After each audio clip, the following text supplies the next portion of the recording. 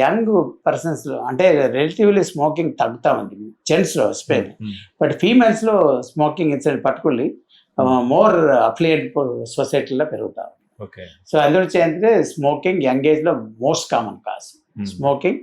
And ఫీమేల్స్లో నార్మల్గా ప్రీమెనోపోజల్లో హార్ట్ అటాక్ అనేది రేర్, ప్రొవైడెడ్ ఏదైనా బ్లడ్ డయాబెటీస్ ఉంటే కానీ, స్ట్రాంగ్ ఫ్యామిలీ హిస్టరీ. అంటే స్ట్రాంగ్ ఫ్యామిలీ హిస్టరీ అంటే 40 years లోపల పేరెంట్స్ కానీ బ్రదర్స్ కానీ లేకుంటే అంటే వాళ్ళ ఫ్యామిలీ మెంబర్స్ స్ట్రాంగ్ హిస్టరీ ఉంటే they are prone. So strong family history or diabetic ఉంటే వచ్చే chances.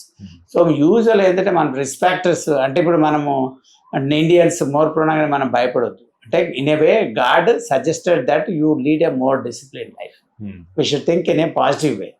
So when you are an Indian, always go for regular exercise, take more vegetables, more fresh foods.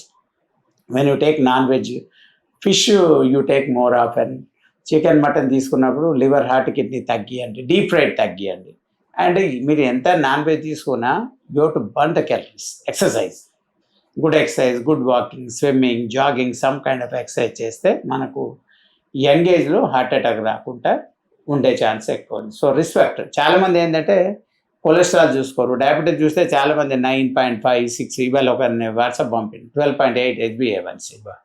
Lower the HbA1c risk. Sometimes మనం కొన్ని రోజులు check చేసుకోకుండా సడన్గా HbA1c ఎక్కువ రావచ్చు. అప్పుడు at least you make a effort to reverse the disease. 62 లక్షల మంది ప్రజల్లో మెడ్ ప్లస్ బ్రాండ్ మెడిసిన్స్ కి మారడం వలన 915 కోట్ల రూపాయలు సేవ్ చేసుకున్నారు. అదే మెడిసిన్స్ అదే క్వాలిటీతో 50 to 80% డిస్కౌంట్లు.